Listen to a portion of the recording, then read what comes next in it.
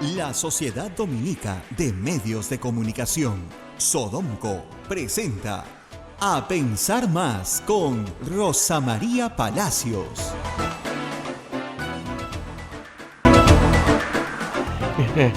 Muy buenos días, señoras y señores, bienvenidos a Pensar Más con Rosa María Palacios a través de las emisoras de la Sociedad Dominica de Medios de Comunicación. La Sociedad Dominica de Medios de Comunicación está integrada por Radio Santa Rosa en Lima, Radio tanto en la frecuencia modulada 105.1 en el sur de Lima y la amplitud modulada 1500 kilociclos. También estamos en Chimbote con RSD Radio Santo Domingo, en Arequipa Radio San Martín, Cusco Radio Veritas, Ucayali Radio Cepagua, La Convención Radio Quillabamba, Puerto Maldonado Radio Madre de Dios.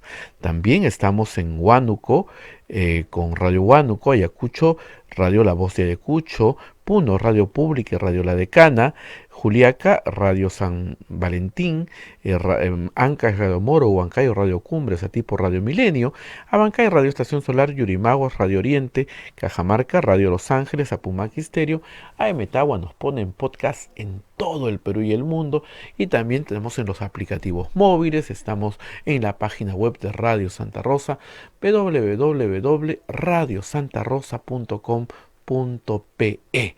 Ya estamos comunicados, hoy día es 17 de julio y ya Rosa María Palacios nos está esperando. Rosa María, muy buenos días, viernes 17 de julio. Bueno, acá estamos nuevamente juntos, muy buenos días. Los días siguen estando helados en Lima, como siempre digo helados entre paréntesis, porque nosotros tenemos frío, en el resto del mundo se deben reír, pero sí, como siempre, una mañana muy húmeda y muy oscura, pero con muchas novedades políticas. Como digo, habrá frío en el clima, pero calor en la política peruana. El presidente del Consejo de Ministros hizo ayer una visita al Congreso de la República. Han habido declaraciones durante todo el día, ha aparecido en todos los medios de comunicación. Lamentablemente a nosotros no nos van a dar bola, me queda clarísimo. ya vendrán los ministros, los nuevos ministros. Y algunas personas me decían que ¿qué voy a hacer ahora que tengo un presidente del Consejo de Ministros con el que tengo una larga y antigua amistad? Bueno, ya nos pasó antes, cuando fue el primer ministro en el gobierno de Ollantumala, y la verdad es que te va peor, porque no te da las entrevistas, pues, ¿no? Entonces, vamos a estar Abel y yo muy contentos, porque Pedro Cateriano era un invitado muy habitual en nuestro programa, para hablar de lo que sabe mucho, que es de derecho constitucional. Pero me da gusto verlo ayer, cuando le ponían preguntas difíciles, saca la Constitución por delante, ¿no? Y eso es la formación. Le preguntaban, ¿qué normas va a observar? De acuerdo a la Constitución, la competencia de observar leyes, proyectos de ley, es del presidente de la República. Yo puedo opinar, yo firmo, ¿no es cierto?, porque yo soy responsable político, pero la potestad es del presidente. Yo no le puedo decir qué leyes vamos a observar si es que el presidente no lo autoriza. Entonces, siempre tiene ese tipo de salidas muy rápidas. Y en el tema de la designación de ministros, es evidente, como comenzábamos ayer con Augusto Álvarez, que detrás de ciertas designaciones está su mano. En el Ministerio del Interior se trata de un oficial de carrera, en retiro ya, pero de carrera, que llegó hasta el más alto nivel en la Fuerza Aérea, que trabajó con él. Lo mismo con el nuevo canciller, exalumno de la Universidad Católica, también ha trabajado con él cuando fue ministro. Entonces, es una persona que conoce ciertos niveles de la administración pública que le permiten elegir a algunos funcionarios, ¿no? Pero lo que ha estado muy gracioso ayer a ver en redes ha sido la crítica a la designación del ministro de Trabajo. Y como yo le decía a los tuiteros, no lo conozco porque ese chico podría ser mi hijo, pero pues tiene 32 años. Han habido otros ministros muy jóvenes en el Perú. En el primer gobierno de Belaúnde, un ministro de 25 años. O sea, han habido ministros muy competentes. Pero las peores críticas contra la designación del ministro de Trabajo vienen de gente muy joven en Twitter. Yo veo las fotos y pues estos chicos tienen 30 años también los que lo están criticando, ¿no? Y claro, parece que, como dicen, si la envidia tiñera, la gente andaría tiznada por las calles. Pero, ¿cuál es el problema? El problema es que me parece, tengo la impresión, que hay una enorme ignorancia en el mundo periodístico y en las redes sociales sobre qué cosa es un estudio de abogados. Y hay una enorme ignorancia debido, creo, como decía bien en Twitter, a una intoxicación de novelas mexicanas en la infancia. Porque todos hablan del bufete, los únicos en Latinoamérica y en España que llaman a un estudio de abogados bufete son los mexicanos. Nadie más, nadie los conoce como otra cosa. ¿Qué cosa es un estudio de abogados? Para que más o menos se entienda. Un estudio de abogados es un conjunto de personas que se unen no por capitales, no porque pongan un patrimonio para hacer una empresa, sino en razón de las personas. Por lo general, los estudios de abogados son sociedades de personas. La Ley General de Sociedades establece que hay sociedades de capitales, la sociedad anónima, por ejemplo, y sociedades de personas. Los estudios de abogados, por lo general, son sociedades de personas. ¿Por qué? Porque yo me asocio con otro abogado por su prestigio, por su capacidad, por su talento, por la forma en la que atiende a los clientes, en fin, los intereses que yo pueda tener. Y normalmente los abogados se asocian, y hay, digamos, dos grandes tipos de estudios de abogados. Los estudios que son especializados en una materia, y los estudios que brindan servicios en muchas materias. Entonces, por ejemplo, hay estudios de abogados que solo ven penal. Y la mayoría de los abogados que ustedes ven desfilar por los medios de comunicación en tiempos de corrupción pertenecen a estudios de abogados penalistas. A eso se dedican.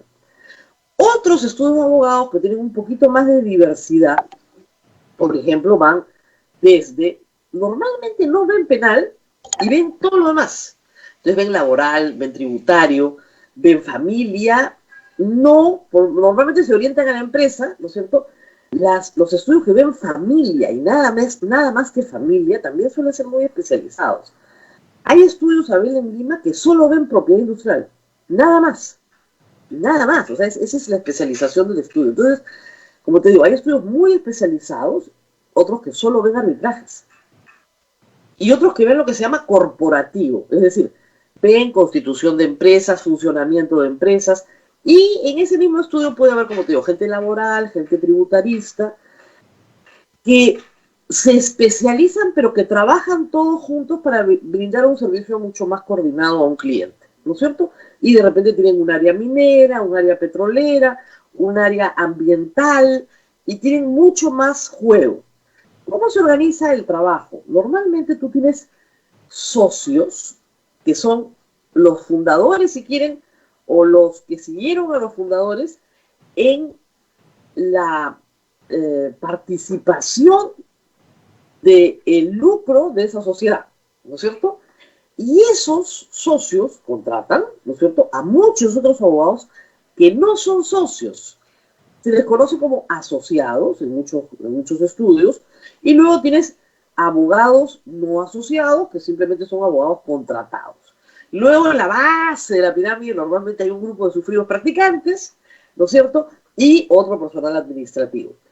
Pero los socios son pocos, los asociados son muchos. Los socios responden por la sociedad. Los asociados y los contratados no responden si es que el estudio, que es un estudio grande, atiende a 27 clientes y ese abogado nunca vio sino a uno, que fue con el que trabajó para determinada materia, o a 10 con los que trabajó determinadas materias. Imputarle a un abogado de 32 años la responsabilidad de toda la clientela de un estudio de abogados grande, tienes que estar loco. O sea, las cosas que yo he leído, no puedo creer. El señor Ruggiero trabajó en un estudio. En ese estudio se atendieron a determinadas personas jurídicas que no le gustan al periodista todo cual. Son sus enemigos o les parecen de mala reputación. No le gusta. Muy bien. ¿Qué culpa tiene ese señor de haber trabajado en ese estudio en que se atendieron a estas personas hace muchos años con su relación laboral en ese estudio y los clientes que él atendió?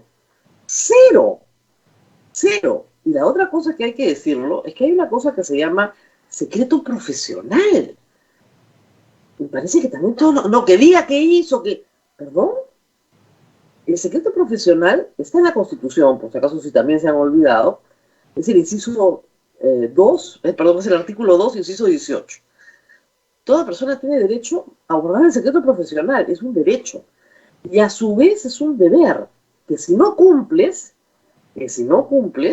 hay una sanción en el Código Penal. Entonces tú no puedes revelar información que has conocido en razón de tu ejercicio profesional. Es como si yo me sentara a contarles cuáles son mis fuentes. Bueno, primero, nunca más ninguna fuente me vuelve a contar nada, para empezar. Como si un sacerdote abriera la puerta del confesionario y dijera, bueno chicos, les voy a contar lo que me ha dicho el que acaba de salir. Es una cosa de locos. Entonces, se exige que este señor revele cuestiones particulares de su clientela. 2, se le imputa responsabilidad por clientes de un estudio en el que trabajó, pero del cual no es socio, ¿no es cierto? Y bueno, y 3, se habla de bufete. Ya cuando me hablan de bufete ya haces clic nomás, pues ya sabes que el que está escribiendo no tiene la menor idea de qué cosa está hablando, ¿no? Y como les digo, hay estudios muy grandes en Lima, estudios que reúnen 100 abogados, 100, que atienden cientos de clientes. Y hay estudios muy chiquitos, pero muy especializados, que atienden pocos clientes, pero de una materia. El trabajo se organiza de muchas maneras. Pero claro, como lo que ve la mayoría de la gente son abogados penalistas desfilar por la televisión, cree que el mismo abogado ve todo. Yo tenía una productora hace algunos años, cuando hacíamos el programa de Al Derecho y al Revés en la Católica, que era un programa de difusión jurídica, de 5 minutos de temas jurídicos generales, para justamente ilustrar a la comunidad universitaria y fuera de la comunidad universitaria. Y era muy gracioso porque ella me encargaba, este mes quiero hacer estos temas. Y eran temas muy diversos, o sea, responsabilidad civil extracontractual, derechos laborales, municipalidades y la ley del cine, ¿no? Yo me reía y armaba, bueno, tenía que investigar, ¿no? Y armar algo de 5 minutos que pudiera ser de difusión. Cuando cambiamos de rubro, comenzamos a hacer otras cosas con ella llamó a otra abogada que hizo un excelente programa, pero le dijo, no, yo solamente puedo ver penal. Y dijo, ¿por qué? Bueno, porque en el derecho hay especialidades. Y ahí se enteró que en el derecho habían especialidades. Y que no todo el mundo puede hablar de todo. Mi caso es muy especial, porque yo soy una abogada colada en el periodismo que trata de hacer difusión jurídica. Entonces me meto en todas partes justamente para tratar de... Es como un médico que hace difusión jurídica, difusión médica, de ciencia de la salud. Se va a meter en todas las especializaciones a buscar noticias, cosas de interés que puedan servir, pero no significa que que un abogado vea todo. Es como si ustedes fueran a un médico general y el médico general dijera, bueno, lo que toca ahora es una cita con el cardiólogo. Y luego el cardiólogo le dice, lo que toca ahora es una cita con el cirujano. Y usted dice, pero ¿por qué tengo que ver 3 médicos? Porque hay especialidades. O sea, el pediatra no opera. ¿Ok? Y muchas veces el cardiólogo no es cirujano. Es cardiólogo. El neurólogo no necesariamente es neurocirujano. El cirujano pediatra no hace cirugía de adultos. Porque implica una especialización. Entonces, creo que no hay un conocimiento en la crítica que es ligera, como suele ser, pero que parece que hay más envidia que otra cosa, ¿no? Sobre todo por el tema de la edad, ¿no? Se vio lo mismo, Rosa María, se vio lo mismo cuando nombraron a la ministra de Economía, al inicio, ¿recuerdas? Sí. Lo que pasa es que ella, Sí. con su actuar, ha demostrado que es muy capaz. Y a mí me da mucha pena escuchar los comentarios así, porque hay que confiar en los jóvenes. Tú sabes que por mi trabajo yo acá también estoy rodeado de jóvenes periodistas y son sorprendentes en muchos casos. En Santa Rosa solo hay jóvenes, y Abel y yo, bueno, y Eduardo, que hace los controles, somos los que hacemos el promedio, porque en realidad todos los demás no deben tener, todos tienen menos de 25 años. Si no, no haríamos este programa. ¿Ustedes creen que yo, Abel y Eduardo podemos sacar en Skype algo? Somos incapaces de hacer eso. Gracias a estos chicos es que estamos al aire. Pero de verdad, así me hace mucha gracia esto que, no, que los jóvenes, pues, ¿por qué no? Les falta experiencia en el sector público. Tienen la experiencia del abogado laboralista del sector privado que ha sufrido y sufre el Ministerio de Trabajo. Y lo sufre como usuario. Miren, el día que los pacientes tengan algo que decir respecto del servicio en los hospitales, créanme que el servicio va a mejorar bastante. El problema es cuando el usuario no lo deja ni siquiera decir, señor, me están tratando pésimo, ¿no? Y hay que decir también, valgan verdades, que como dicen, el Ministerio de Trabajo van a tener conflictos de interés. Por Dios, ¿qué vende? ¿Qué compra el Ministerio de Trabajo? Debe tener el presupuesto más chico de todo el Estado peruano. O sea, ¿qué conflicto de interés te puede generar el Ministerio de Trabajo?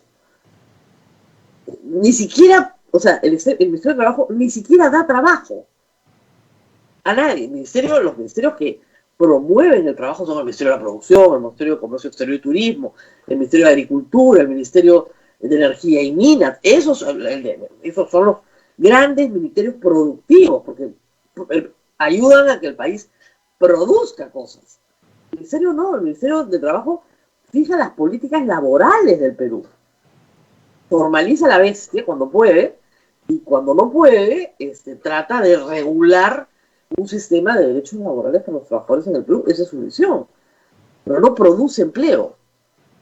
Promueve a través de la regulación, pero no le da puesto de trabajo a nadie. Es muy gracioso. Las cosas que he leído en estos días han sido muy curiosas, pero de verdad que lo de los bufetes anoche ya no pude más. Mucho Rosa de Guadalupe, no se han visto, ¿ya? Demasiado Rosa de Guadalupe. ¿Ya? El Chavo del Ocho, no sé. Telenovela mexicana tenemos mucho en el Perú, ¿no? Entonces, claro, esto queda en los niños que cuando son adultos te hablan de los bufetes. Ay, Dios mío. Agua de Jamaica, nomás le falta. En fin, entonces, que es muy rica el agua de Jamaica, por si acaso. Bueno, muy bien. Y tortas en vez de sándwiches, solo vieron el Chavo. Bueno, regresando a lo nuestro, ayer, Abel, se ha publicado un estudio que ha pasado muy, muy colado en los periódicos, no lo he visto, que me parece muy interesante, y la República rescató la nota sobre uno de los primeros estudios de prevalencia del COVID en una población determinada. Y es el caso de la región Lambayeque. No sé si viste la nota ayer. En la región Lambayeque, la direza de la región Lambayeque ha hecho ya el estudio de prevalencia. ¿Qué busca el estudio de prevalencia? Busca establecer qué porcentaje de la población de determinada circunscripción ya se contagió. Ya lo tuvo, o lo tiene, pero ya se contagió. Y los resultados son sorprendentes. Según este estudio, el 30% de la población de la región Lambayeque ya se contagió. 30%. Ustedes no se imaginan lo brutal que es esto. Para que tengan una idea, hace pocas semanas el mismo presidente hizo referencia al estudio de prevalencia en España. En España hace mes y medio se determinó que 5% de la población de España ya se había contagiado, lo cual se considera un índice enorme. Para que se hagan una idea, el número de contagiados oficiales hoy en el Perú es 320.000. Los oficiales detectados con prueba molecular o rápida. Esos 320.000 representan más o menos el 1% de la población del Perú. Eso es oficial. 1%. Bueno, el resultado en Lambayeque es 30%. ¿Cómo se hacen los estudios de prevalencia? Con muestras. Como se hacen las encuestas de intención de voto, con muestras. Igualito, se hace un trabajo muestral. Ese trabajo muestral se hace justamente con pruebas rápidas. Para eso sirven las pruebas rápidas, las pruebas serológicas. Buscan los anticuerpos en la población. Muy bien, ese estudio demuestra que 30% de la población de Lambayeque ya tuvo la enfermedad. Y hay localidades como Pucallá, donde 60% de la población ya tuvo la enfermedad. 60%. Nadie sabe si es inmunidad de rebaño o no, porque depende, para alcanzar inmunidad de rebaño, depende de la enfermedad, ¿ok? O de lo que quieras inmunizar. Pero 60 es altísimo. Ese es el caso más alto en el mundo. Cuando la política pública no era esa. Noruega, por ejemplo, decidió, por política pública, que todos se contagien y separar a los ancianos para que ellos no se contagiaran, obtener inmunidad de rebaño y qué pasa. No le fue muy bien porque tuvo muchísimas muertes que no tuvieron ni Finlandia, ¿no es cierto?, ni Suecia. Y entonces la población estuvo bastante molesta con este sistema y finalmente tuvieron un número de muertos mucho menor que Perú, por cierto, pero que sí demostró que la estrategia había sido equivocada y que la cuarentena era una mejor estrategia. Muy bien, porque la cumplieron.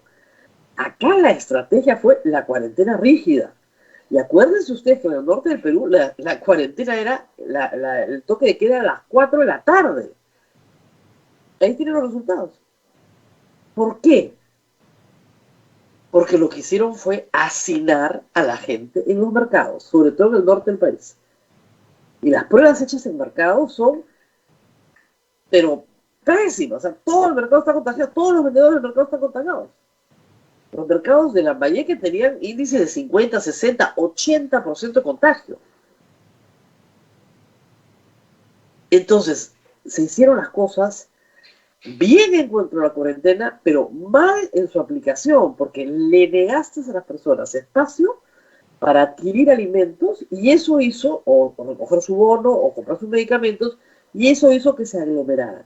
Y al aglomerarse, se contagiaron todos. No hemos visto un estudio de prevalencia todavía de Iquitos, que debe ser muy interesante. El doctor Botuso dijo hace varios días que él creía que en Iquitos había bajado notablemente la enfermedad porque ya se había alcanzado la inmunidad del rebaño. O sea, creía, pero no se había hecho todavía el estudio.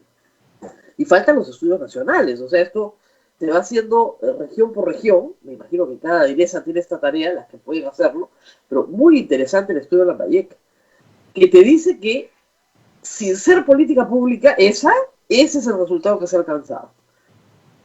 Y eso te explica pues el número de muertos y de contagios que hay en el Perú. Y eso nos lleva al tema que creo que va a ser bien importante hoy, que es discutir la credibilidad de la autoridad de salud. Es lo primero que tiene que recuperar la señora Macetti, porque si la doctora no recupera eso, si las personas no le creen a la autoridad de salud, en medio de una pandemia estás en una situación crítica.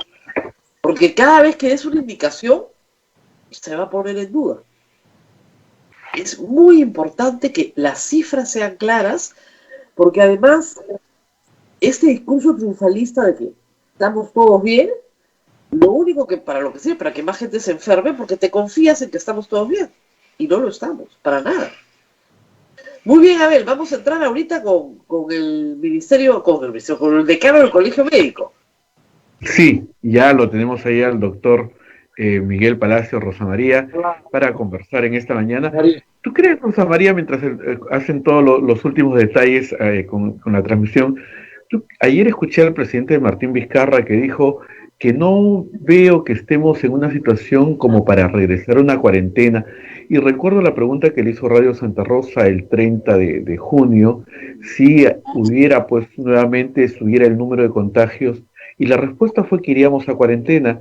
¿Crees que ya conversaron algo con el primer ministro y se está cambiando un poco ya el pensamiento, se está cambiando algo en la toma de decisiones? Mira, el problema es el siguiente, que si el presidente no tiene la data clara, no tengo la menor idea cómo puedes tomar una decisión de salud pública. Y el problema es que la data no está clara. Ese es el principal problema que tiene en este momento el Ministerio de Salud. Ayer nuestro amigo Raji, el de El Martillo y el Huayno, o el Martillo y el Martillo y el Huayno, ¿te acuerdas del famoso artículo? Publicó una carta abierta a la doctora Macetti pidiendo eso, diciéndole eso que hemos dicho tantas veces. Si usted no tiene un buen sistema de data, no se pueden tomar decisiones de política pública. Yo no te puedo decir si un país o una localidad tiene que ir a cuarentena o no, si no sé cuánta gente está enferma, si no sé cuál es la velocidad de contagio. Si no sé cuál es la velocidad de contagio, ¿cómo puedo saberlo? Entonces, ¿cómo lo sabes? Haciendo las pruebas. Y con la data de las pruebas, esa data de las pruebas te sirve para establecer política pública. Y estornudea, pero por frío. Vamos a hacer una pausa, a ver, y revisamos en un instante. Justamente ya lo tengo en pantalla al doctor Miguel Palacios para poder hablar justamente de este nuevo tiempo que se abre justamente entre la autoridad de salud y los médicos del Perú. Vamos a la pausa y regresamos. A través de las emisoras de la Sociedad Dominica de Medios de Comunicación. Lima nos está escuchando por Radio Santa Rosa, Chimbote nos escucha por Radio Santo Domingo, Arequipa, Radio San Martín, Cusco, Radio Veritas, Ucayeli, Radio Cepagua, La Convención, Radio Quillabamba, Puerto Maldonado, Radio Madre de Dios. También nos están escuchando en Huánuco por Radio Huánuco, Ayacucho, Radio La Voz de Ayacucho, Puno nos escucha por Radio La Decana y Radio Pública, Juliaca por Radio San Valentín, Ancash, Radio Moro, Huancayo, Radio Cumbres, la radio del Arzobispado de Huancayo, Sati por Radio Milenio, Abancay, Radio Estación Solar, el Vicariato Apostólico de Yirimagua, Radio Oriente, Cajamarca, Radio Los Ángeles, el Pumaquí Estéreo, AM Tagua nos ponen podcast en todo el Perú y el mundo, el Facebook de Radio Santa Rosa, los canales de YouTube de Sodonco y Radio Santa Rosa, los aplicativos móviles y también la página web www.radiosantarosa.com.p. Rosa María, adelante. Bueno, sí, estamos con el doctor Miguel Palacios Celi, ustedes ya lo tienen también en su pantalla, para hablar de un tiempo nuevo que se inaugura en medio de una pandemia. Es decir, que es en realidad la doctora Macetti, la tercera ministra de Salud desde que se conoce la pandemia en el Perú. La primera duró muy poquito, pero luego vino el doctor Zamora, que ha tenido problemas serios con el colegio médico, y ahora la doctora Macetti, que no es nueva en el cargo, ya la conoce el colegio cuando fue ministra, y que ha estado en el comando COVID, por lo tanto conoce los problemas que han tenido sin tener capacidad de decisión, pero sí conoce los problemas. Y yo quería ver, doctor, ¿cómo reciben ustedes la noticia? Si la reciben con esperanza, si creen que esto va a cambiar la relación con los médicos. ¿Cómo ven la designación de la doctora Macetti? Sí, bueno, Rosa María, efectivamente nosotros, todo cambio genera siempre ilusión, expectativa, esperanza. Es verdad, es así. Y nosotros lo entendemos también y le damos la bienvenida a la doctora Pilar Macetti. La saludamos y felicitamos por este nuevo reto. Creemos que este nuevo reto, este nuevo cambio que ha habido en el ministerio, debe significar también un cambio en la estrategia de la lucha contra la pandemia. Si no, sería más de lo mismo. De tal manera que nosotros asociamos el cambio con también una nueva estrategia. Porque como te estoy escuchando, el presidente de la República anunció que casi de una manera tajante que ya no iba a haber nueva cuarentena. Entonces entendemos que es su obligación también como presidente y con un nuevo gabinete más aún, dar mensajes de optimismo a la población. Sin embargo, todos estos mensajes deben estar asociados a ciertos requisitos que existen, hablando desde el punto de vista epidemiológico, que a nosotros nos preocupa que sí, la única forma de hablar de una manera tajante que ya no va a haber cuarentena es que tenemos la certeza que en el tiempo próximo va a haber una vacuna. Mientras tanto, la estrategia del gobierno debe ser controlar epidemiológicamente el contagio y dos, estabilizar el alto nivel de transmisibilidad que todavía tiene el virus. Esos dos temas son importantes para poder generar entusiasmo a la población. Ahora, ayer se ha conocido, doctor, el estudio de prevalencia de Lambayeque, el que ha hecho la direza Lambayeque, y es un estudio con cifras de récord mundial. Es decir, el 30% de la población de Lambayeque está contagiada, y como les decía acá, localidades como Pucallá tiene 60% de la población contagiada, o sea, prácticamente casi inmunidad de rebaño, cuando esa no era la estrategia, si eso hubiera sido la estrategia, en fin, pero no la era. ¿Cómo cambiar esta situación? Porque lamentablemente se nos está diciendo que la inmunidad que da esta enfermedad no pasa de los 6 meses para las personas que ya se contagiaron. Entonces, esto puede traer otro nuevo contagio sobre la misma persona que ya superó la enfermedad. ¿Cómo cambiar esta lógica? ¿Qué medidas debería tomar la ministra para cambiar esta situación? Claro, mira, Rosa María, lo cierto es que en esta pandemia, certidumbres que certezas. Y se habla de porcentajes más o menos. Sin embargo, todo debe estar orientado a usar lo que ya se reconoció hace poco, que no se ha usado claramente el primer nivel de atención. Y la clave para la contención de la enfermedad es el primer nivel de atención, por un lado, y por otro lado, utilizar a los 1874 delitos que hay en el Perú, en Lima, municipal asociado a la lucha contra la pandemia, un modelo comunitario. Nosotros como colegio hemos escuchado el plan que tiene San Borja con el doctor Tejada e incluso hemos intercambiado apreciaciones. Ya lo tiene. ¿Cuál en La Molina? Con el alcalde Álvaro Paz, y de tal manera que ellos ya están aplicando un modelo comunitario en su municipio que ayuda a controlar la pandemia. Esas son las urgentes necesidades que hay que ejecutar. Usar los municipios dentro de la nueva estrategia en la lucha contra la pandemia. En Arequipa, la presidenta de la Cámara de Comercio, están desesperados, doctor, y están pidiendo a los egresados de medicina, aunque no se hayan colegiado, que integren brigadas de voluntarios para llevar alimentos, equipos de protección a las casas y que puedan hacer siquiera una somera evaluación para indicar, digamos, dar algunas indicaciones y luego derivar. Pero lo está haciendo la sociedad civil, porque no hay forma de que la dirección está completamente sobrepasada. ¿Han recibido ese tipo de solicitudes de alcaldes, de comunidades que dicen, por favor, vengan y aunque sea, mándennos los egresados? Sí, exacto, Rosa María. Nosotros ahí hay elementos. Uno, que ese esquema se utilizó en Iquitos, cuando faltaron médicos y se hizo un llamado a los estudiantes de medicina y acudieron incluso bachilleres. 2 o 3 de ellos perdieron la vida.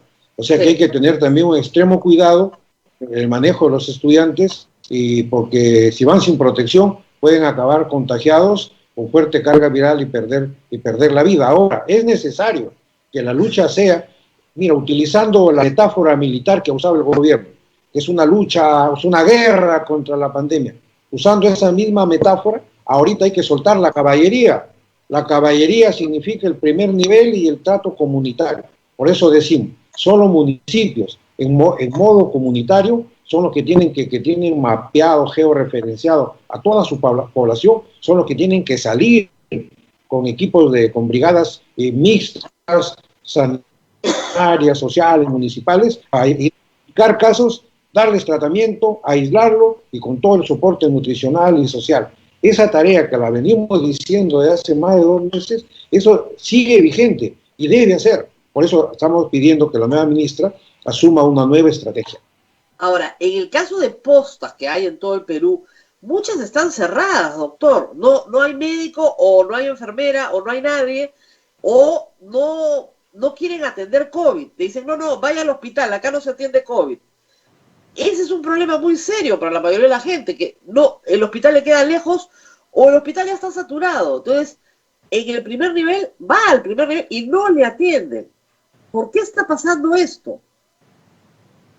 Exacto, Rosa María, has dado en el clavo. Lo que tiene que hacer es lo que he dicho siempre, 8.500 establecimientos de salud del primer nivel están completamente abandonados de manera histórica. Significa que no tienen farmacias con medicamentos, no tienen equipo de rayos X, un ecógrafo, etcétera, etcétera, etcétera. Entonces se tiene que potenciar, tiene que haber un nivel de potenciación a algunos establecimientos del primer nivel para que la población recupere la confianza, y cuando va a un centro del primer nivel ve que lo atienden, que le dan la pastilla, que le sacan la ecografía, etcétera, y de esa manera se retoma la confianza. Esta estrategia parte por primero justamente lo que tú dices, repotenciar el primer nivel de atención, y de esa manera vamos a descongestionar a los hospitales. El primer nivel no solo va a diagnosticar, sino va a hacer seguimiento, que es muy importante también para el control epidemiológico de la infección. Ahorita en los hospitales le falta Midazolam, que es un ansiolítico, le falta haloperidol, que es un antipsicótico, le falta tocilizumab, le falta bromuro de rocuronio, que sirve para intubar. Es decir, los hospitales están completamente desbordados y no se suple, no se da partidas para comprar, no hay medicamentos. Hay que ir al primer nivel, potenciarlo y usarlo como un muro de contención contra la enfermedad. Pero, doctor Miguel Palacios, hay plata, o sea, lo que se ha gastado en salud en medicamentos no creo que es ni el 20% del presupuesto para este año. Eso es lo que desespera. Si hay plata, ¿por qué no compran? Exacto, nosotros lo hemos conversado ese tema, incluso con el Premier, y la respuesta es que existe una frondosa burocracia que impide que se pueda ejecutar de manera adecuada un presupuesto que tienen y que se necesita, y sin embargo, miren, entre la necesidad y ahí está el presupuesto, la burocracia hace que esto, según la respuesta que nos han dado, pero igualmente deberían haber normas que permitan destrabar los candados y se puedan ejecutar los presupuestos de manera rápida, porque no es posible que a los grandes hospitales le falte estos medicamentos y otros que te mencionaba. No, además, doctor, estamos viendo que grandes hospitales, hemos colaborado el lunes para juntar plata para Chimbote con la iglesia, que está poniendo una planta de oxígeno, y yo pregunté por CIDER, y me dijeron, CIDER le está dando todo el oxígeno al hospital regional, porque el hospital regional no tiene planta de oxígeno. Si la tubo no funciona, porque CIDER Perú le está poniendo el oxígeno a la planta, y aparte han juntado, entre otros miembros de la empresa privada, dinero para poner una planta de oxígeno. O sea, el Estado no está supliendo el oxígeno, pero el ministro nos decía que ellos ya tenían oxígeno cubierto, que no había ningún problema. Entonces, la autoridad es difícil de creer cuando te dice que está todo bien y uno está viendo que está todo mal. Exacto, Rosa María, mira, y dentro del advenimiento de la ministra, nosotros como colegios justamente tocábamos algunos puntos que es necesario que se cumplan, y el sinceramiento de la data era una de nuestras exigencias que la ministra ya anunció que, en fin, va a dar a conocer, o lo que está dando a conocer es la verdad, pero realmente el sinceramiento de la data es muy importante porque te permite también hacer propuestas razonables y que además es un derecho. No se puede decir si hay oxígeno, pues en la práctica vemos que todavía sigue faltando ese elemento vital, y pareciera que no aprendemos, pareciera que no tenemos una memoria, porque si hace 2 meses se repitió todo esto en Iquitos, donde un médico que también es sacerdote encabezó un gran movimiento y logró construir y poner una planta de oxígeno, y entonces han pasado 2 meses y nosotros decíamos, cuidado que la crisis va a llegar a Lima, y la crisis llegó a Lima. Entonces, si no estamos aprendiendo, hay que tener capacidad también de respuesta rápida, que enseñanzas de los errores, de los aciertos, para poder atender las necesidades de la población. El oxígeno es vital, el tratamiento es vital, y los medicamentos en la UCI también son urgentes, que no falten. Ahora, doctor, muchos no sabíamos, pero nos hemos enterado a raíz de un estudio de Cayetano, que en efecto, si a uno le baja la oxigenación en sangre, ahí tiene que volar a que le pongan oxígeno, pero que eso es central. Y como es una enfermedad muy traicionera, a veces las personas no se sienten tan mal, pero como no tienen el pulsioxímetro, no saben que tienen que ir a recibir oxígeno. Y el pulsioxímetro es algo que podría tener cualquiera en su casa. Es como tener un termómetro. ¿Por qué no ha habido de parte de las municipalidades o del Estado la posibilidad de que la gente tenga este instrumento de medición muy a mano?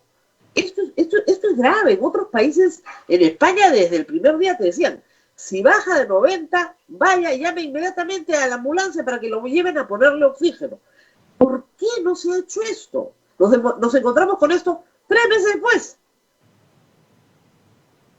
Sí, exacto. Mira, como había dicho, la presencia del oxígeno, y esta es así de traicionera, y comienza a faltarte el oxígeno y tú no te das cuenta. Ahora, después que te falta el oxígeno en la sangre, te va a faltar el oxígeno en los tejidos, y ya te vas a estar con una acidosis respiratoria. Eso explica por qué algunas personas que van caminando se desploman en la calle.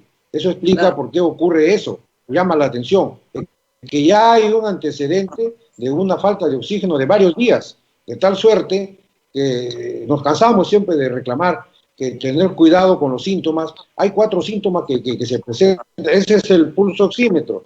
Por ejemplo, lo pones y te da tu nivel de oxigenación. Ahorita estás muy bien con 98. Efectivamente, así y fluctúa de acuerdo a la oxigenación, 98, 97. Pero bueno, está dentro de lo normal.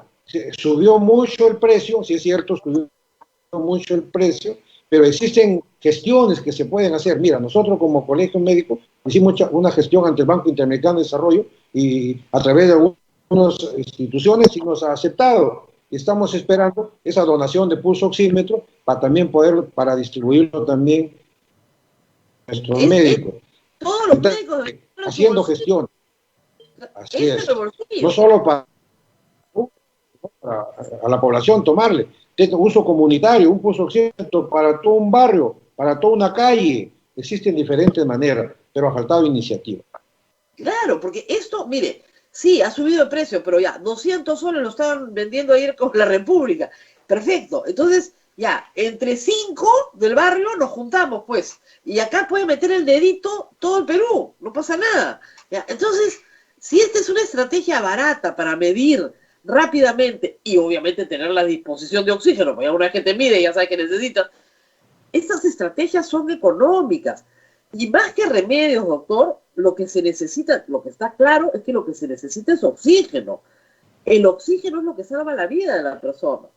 Nos han dicho ya de Cayetano que si el paciente ingresa al hospital con una oxigenación en menos de 80, ya no hay forma de sacarlo adelante. No hay, o sea, se puede pasar semanas en la UCI y no va a salir adelante. Todas las historias clínicas que han probado, 300 estudios clínicos, los que tenían menos de 80 cuando entraron, no se salvaron. Y se han podido salvar, porque si les ponen oxígeno, ya no caen. Entonces, estas son las cosas que desesperan un poco, doctor, porque yo no estudio medicina, ¿no? Usted sí.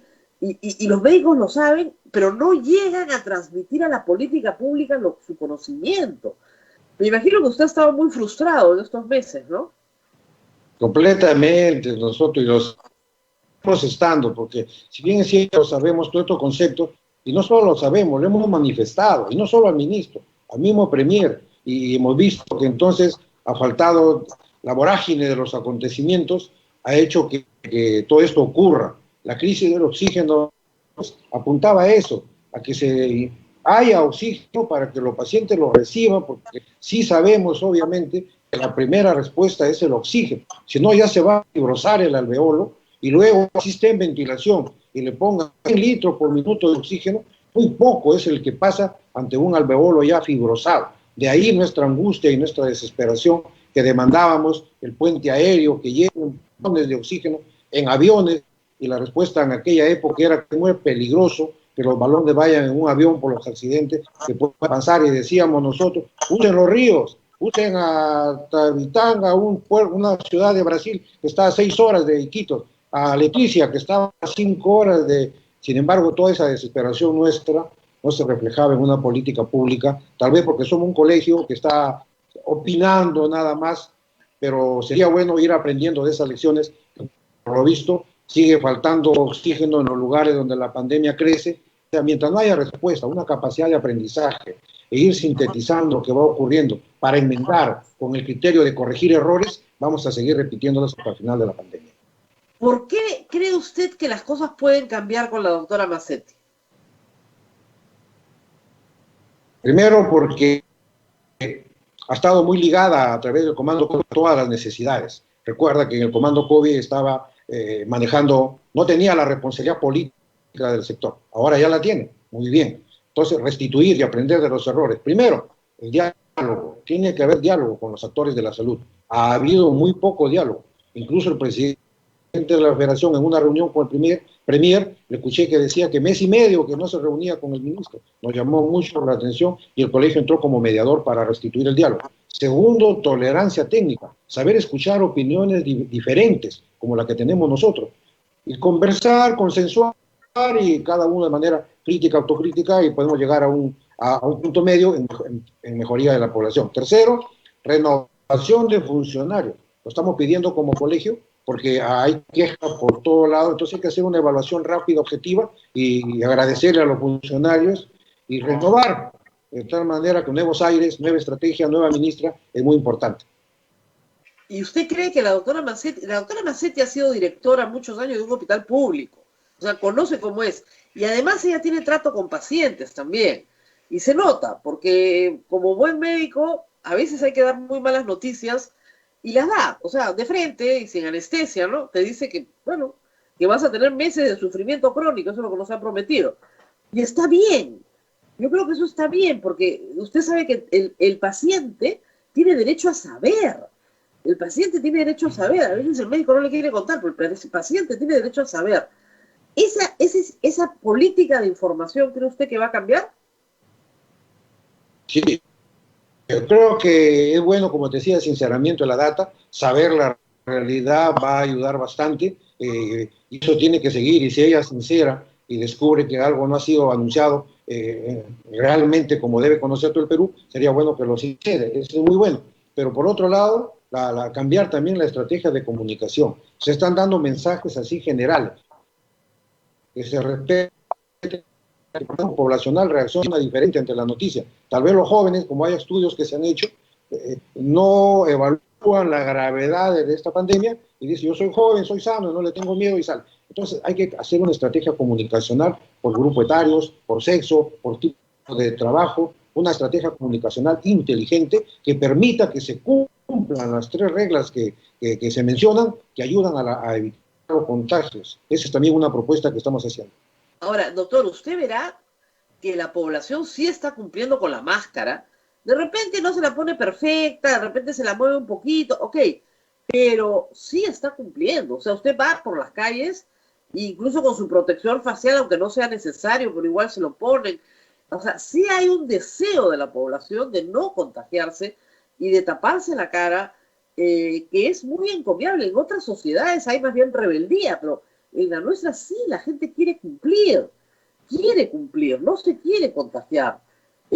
Pero, como usted dice, no se encuentra al otro lado cuando busca un medicamento, la misma sensación de acogida, no hay esa acogida. El ministro Zamora nos dijo, usted lo escuchó, que habían brigadas que repartían medicamentos casa por casa. Nunca más la vimos, no sé dónde están esas brigadas.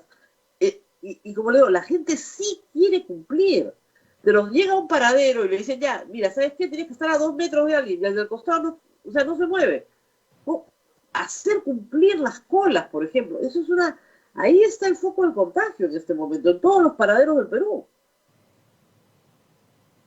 Ese es uno de los puntos a tratar dentro del contexto de una nueva estrategia.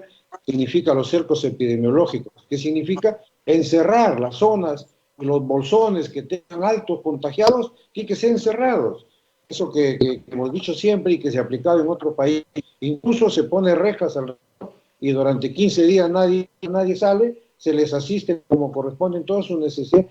Eso es muy bueno, va a cortar la transmisibilidad. Nosotros insistimos en eso, es la única manera de cesar la transmisibilidad. Mientras damos tiempo que aparezca una vacuna, porque en definitiva lo que estamos haciendo es evitando contagios, estabilizar la transmisión hasta que aparezca una vacuna, que es la única forma de acabar con este virus. Doctor, pero en el tema de la vacuna también estamos atrás. Chile ya entró con AstraZeneca en Reino Unido, Brasil también, con voluntarios para probar la vacuna, con Brasil con la posibilidad de producir la vacuna en Brasil para su propia población, son 200 millones de habitantes, aquí no creo que quede mucho para nosotros, y nosotros todavía estamos en nada. Aunque usted no lo crea, la Cancillería y el Ministerio de Salud peleándose para ver quién tiene el liderazgo en la política exterior de adquisición de vacunas, porque esto necesita contactos políticos, no solamente sanitarios. Ahí estamos perdidos, ya estamos en la cola.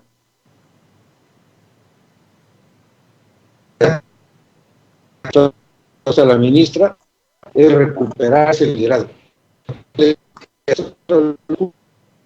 dentro del territorio nacional, sino también en el tema de la vacuna. Con cierto retraso, es la foto del país como país en la lucha contra la... Hemos ido detrás de la enfermedad. Y ahora en el tema de la vacuna igual, de tal que esperemos que justamente una nueva ministra recuperando el liderazgo pueda también incursionar y prever en el tema de la vacuna una posición, porque cuando llegue se va a necesitar, y es la única forma de poder traer abajo ya el riesgo que haya en el futuro una nueva o no cuarentena. Claro, lo que pasa es que lo que me explicaban algunos médicos es que tal vez ya no se pueda probar la vacuna en el Perú, porque encontrar bolsones de gente no contagiada cada vez es más difícil. Sí, exacto. Ya está avanzando. La única manera de saber que está contagiado es el caso que le haga la prueba a todo el Perú, a los 32 millones. Sin embargo, se han hecho unos 2 millones y pico de pruebas, de tal manera que la población se reduce efectivamente. Pero es necesario tomar ya algunas acciones de Estado para poder asegurar la dotación de vacunas para el país. ¿Sí? Eso a mí me parece gravísimo que no estemos así en la cola con la... Somos de los países... Además hay otro problema, doctor. En teoría tenemos 12.000 y tantos muertos, pero en la práctica tenemos más de 40.000. ¿A cuál cifra le cree usted? ¿A la de 40.000 o a la de 12.000? Nosotros creemos que es más de 12.000 realmente. Hay un registro normal en épocas sin pandemia, un subregistro que aumenta en épocas de pandemia, y más aún con la confesión que se están registrando los casos que tienen prueba laboratorial para considerarlo como muerte por COVID y no a los otros fallecidos, un sinnúmero de personas que han perdido la vida con COVID, pero como no tienen la prueba, se le pone otro diagnóstico en el certificado. De tal manera que la cifra, obviamente... Otro de los incidentes que han habido en esta semana, doctor, ha sido la famosa expropiación de las clínicas privadas. Tremendo escándalo el 24 de junio. Hasta hoy día, el CIS no ha derivado un solo paciente a la salud privada. Ni uno solo, después de un tremendo escándalo. Pero no solamente eso, sino que, claro, la salud privada es mucho más chiquitita, por eso es un pejerrey al lado de la ballena, que es la salud pública. Y no puedes meter una ballena dentro del pejerrey. El problema es que la salud privada también está copada, casi no tiene camas. Entonces, ¿qué pasó acá? Mucha demagogia, mucho escándalo. ¿Qué cree usted que pasó para que el presidente se arrebatara y dijera que iba a aplicar el artículo 70 de la Constitución para expropiar las clínicas privadas? Sí, realmente, pero había necesidad de camas UCI en el momento que se suscitaron esos hechos, por un lado. Por otro lado, que había un retraso por parte del gobierno en actuar en ese nivel, porque si ya tenía una ley general de salud, años tenía un supremo del intercambio profesional y no se estaba haciendo una acción concreta, contundente. Dice que venían negociando durante bastante tiempo, entonces ya había un retraso y eso tal vez generó que un momento de poner fuerza a llegar a un acuerdo debido a una prolongada conversaciones que habían y que eran infructuosas, haga uso del artículo 70 de la Constitución, que puso los pelos de punta a un número de sectores, sobre todo en el lado de los privados, pero por otro lado es que realmente en el subsector privado tiene ya sus seguros, sus asegurados, tiene su propio mundo a quien atender, y se creó un sistema que nosotros dijimos que era burocrático, un gestor de camas en el sector público, iba a buscar camas, había camas UCI aquí y allá, que iba a ser completamente burocrático, y un gestor de camas en el sector privado, que nosotros dijimos con los días o las horas que se demoren ya va a ser innecesaria la cama. Y mira, hasta ahora no funciona, esa es la realidad. Hasta ahora ni uno solo. O sea, el 24 de junio había 48 horas para expropiarlos. Estamos a 17 de julio y ni uno solo. Yo le digo, doctor, desde el primer minuto sabía que era un acto demagógico y que además que se utilizaba a pobres personas francamente desesperadas, con unas cuentas enormes de por no tener seguro o porque su seguro no le diera la cobertura correcta, de cuentas enormes que, claro, los hacían desfilar por canales de medios de comunicación. ¿Usted los ha vuelto a ver? Nadie los ha vuelto a ver. Ya no desfilan por los canales de televisión. ¿Qué pasó? ¿Dónde están? Eso fue una campaña armada. Entonces, la verdad que para psicosociales, digamos, no estamos, ¿no? ¿Usted cree que el señor Zamora tenía cierto sesgo hacia la izquierda que le impedía tratar estos temas en otros términos?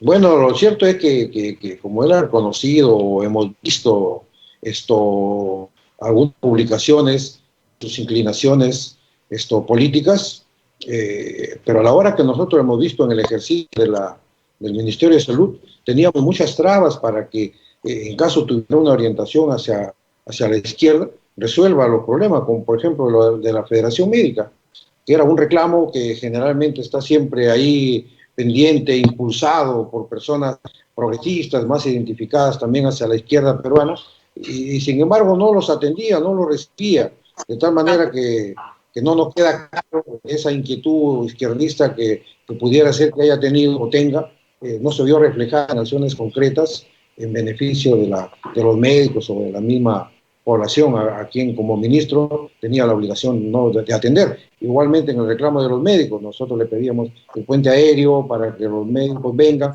y hubo dificultades. En cuanto del bono, nosotros le pedíamos que sea un sueldo de bono para los médicos que estaban en la primera línea de atención. Solo es muy lejos el bono que pedíamos. De tal manera que hay algunas acciones concretas que tal vez no van acorde con sus inclinaciones aparentemente de izquierda. El colegio le abrió un proceso disciplinario, ético, al ministro Zamora. ¿Ese proceso ya concluyó? ¿Lo archivaron? ¿Qué hicieron con eso? No, ese proceso lo lleva a cabo el Consejo Regional de Lima y igualmente a ese proceso fue cuando él pide las disculpas a la orden médica, que lo hizo de manera pública, y eso ha entrado al proceso. El proceso continúa y lo evalúan los comités de ética del Consejo Regional de Lima. Y ya tiene un atenuante importante que él pidió. El Consejo de Ética son autónomos, tomarán su decisión y lo darán a saber. Claro, porque las palabras que dijo fueron duras, ¿no? Dijo que los médicos eran como cualquier ciudadano, entonces que él no podía hacer, no tenían corona prácticamente y que no los iba a poder ayudar. Y claro, ustedes tuvieron que hacer todo el gasto de traer a los médicos, que además hay que decir, rindió fruto, ¿verdad? Porque los médicos que fueron trasladados a Lima mayoritariamente sí salvaron sus vidas.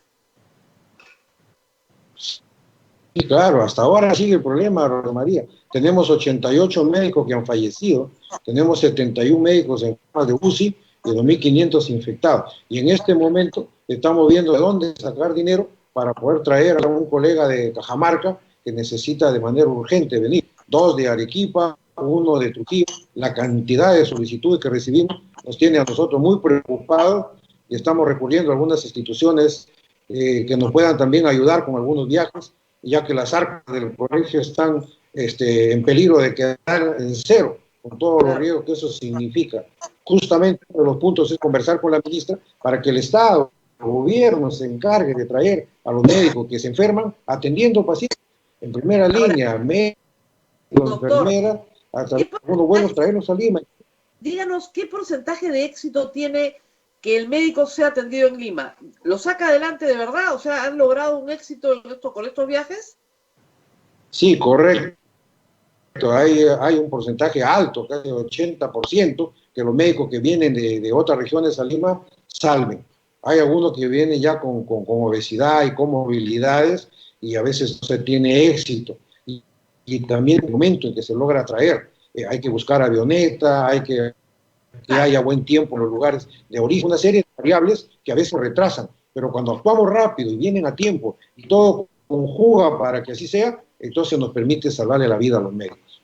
Muy bien, doctor. Bueno, la mejor de las suertes en estos nuevos traslados, porque como usted dice, todo el tiempo hay demanda y hay que estar moviendo a la gente. Lo bueno es que ahora hay vuelos comerciales, pero claro, ¿cómo subes a un médico infectado a un vuelo comercial? Pues no te lo reciben ni de casualidad. Se necesitan estos vuelos especiales. Entonces, claro, eso cuesta otra plata, es otro presupuesto. Pero de todas maneras, es bueno que por lo menos ya haya la posibilidad de aterrizar, ¿no? Y no tener que pedir permisos especiales para aterrizaje y todo lo demás. Muy bien, doctor. Bueno, vamos a estar muy al pendiente. Esperemos nosotros también tener una entrevista larga con la doctora Macetti para preguntar todas estas cosas que hemos conversado esta mañana, que son muy importantes y que lamentablemente, como hemos dicho tantas veces durante 3 meses, 4 meses ya, no se han hecho. Habiendo dicho 100 veces que hay que hacerlas, no se han hecho. Es muy frustrante su trabajo, doctor, y el mío también, créame. Compartimos la misma frustración de repetir cosas. No nos hacen caso, pero en fin, esperemos un cambio. Gracias por estar con nosotros, doctor. Gracias, Rosa María. Buenos días. Muy buenos días. Abel, regresamos contigo. Agradecemos al doctor Miguel Palacios, decano del Colegio Médico del Perú, por la gentileza de atendernos. Y Rosa María, tenemos que ir terminando porque recuerda que el día de hoy es viernes y los viernes tenemos la misa del Señor de la Justicia. Así es. Estábamos viendo que ha salido una encuesta donde hay 3 personas que están ocupando el liderazgo en las para Sí. camino al sillón presidencial. Hace tiempo, en junio también se publicó la misma encuesta por Ipsos y va repitiéndose. Puedes ver el comparativo, además, en la encuesta. Los tres personajes son Forsyth, el alcalde de La Victoria, Salvador del Solar, el ex primer ministro, y Daniel Urresti, el congresista Daniel Urresti, que ha tenido su resbalón este mes, además, porque ha caído un poquito. Salvador del Solar ha pasado al segundo lugar. Pero digamos que Forsyth está mucho más arriba, duplica a Salvador del Solar. Entonces es Forsyth con 20 y tantos %, encima de los 10 puntos están Urresti y Salvador del Solar, y por debajo, con 7 y hacia abajo, viene el resto del mundo, ¿no? Keiko Fujimori, en fin, los que preguntan siempre, Barnechea, Julio Guzmán, Acuña, todos esos vienen abajo de la tabla. Ahora, hay que decir que si ustedes buscan encuestas de intención de voto presidencial de un año antes de las elecciones, o sea, busquen 2015, busquen 2010, busquen 2005, los que van punteros nunca están, pero ni en la foto final. Nunca pasan ni en la segunda vuelta. Entonces, ser puntero en las primeras encuestas no trae por lo menos buena suerte, ¿eh? Tenemos el caso, por ejemplo, de Lourdes Flores, de Alejandro Toledo, de Castañeda Alosio, muy arriba, muy embalados hacia la presidencia de la República y desinflados una vez que la campaña en serio empezaba, ¿no? Una vez que arrancaba enero. Y otros casos, como el de Ollantumala, por ejemplo, en 2015, que estaba en otros, no aparecía, o el de Pablo Kuczynski, que estaba también absolutamente enterrado en las encuestas, de repente disparado hacia arriba.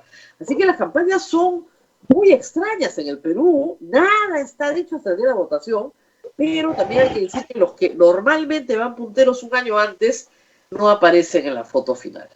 Yo una vez tuve que hablar de esto hace muchos años, en el 2015, noviembre o diciembre del 2015, me pidieron que en una charla en Estados Unidos y le dije, yo lo único que les puedo asegurar es que los que están ahora punteros no van a ser presidentes del Perú, porque nunca lo han sido. Y efectivamente, no lo fueron. Ganó Pedro Pablo Kuczynski. Fue una elección completamente diferente. Así que es como para, claro, animar el ambiente, pero además recordemos una cosa, los tres punteros no son militantes de ningún partido. No tienen una organización política propia. Ninguno de los tres. Ninguno de los tres ha llegado ahí, cada uno por sus méritos, por supuesto, pero no con una organización propia. ¿Quién los va a llevar? Ah, esa es otra historia. Veremos por delante. Y creo, hay que decirlo, que en el caso de Urresti, su paso por el Congreso lo está desgastando a toda velocidad. Se ha metido, cabe, buscando inmunidad, ciertamente, porque lo que buscaba era inmunidad un año, porque tenía un juicio por delante por asesinato, y lo que necesitaba urgentemente era inmunidad. Un juicio que ha dilatado desde 1988 hasta hoy, se podrán imaginar. O sea, tiene más de 32 años dilatando el juicio. Pero, va a seguir dilatándolo. Todo lo que pueda. Probablemente hasta quiere cumplir 35 años para que prescriba, pero ya le han explicado varias veces que los crímenes de lesa humanidad no prescriben y por eso lo siguen juzgando. Problema. Bien, Rosa María, nos tenemos que ir porque el padre Luis Enrique ya nos está esperando en la Basílica del Santísimo Rosario. Ya vamos a tener tiempo para hablar con él porque creo que en agosto se pueden abrir los museos. Creo, espero. Vamos a ver qué nos dice el ministro de Cultura en algún momento. Muy bien, nos tenemos que despedir, Abel. Así es, Rosa María, cuídate mucho, que tengas un bonito fin de semana, viernes, y nos reencontramos el día lunes con más información. Muy bien, hasta pronto. Chao, chao. Cuídense mucho, chao. Hasta aquí, A Pensar Más con Rosa María Palacios. Este programa fue producido por la Sociedad Dominica de Medios de Comunicación, Sodomco.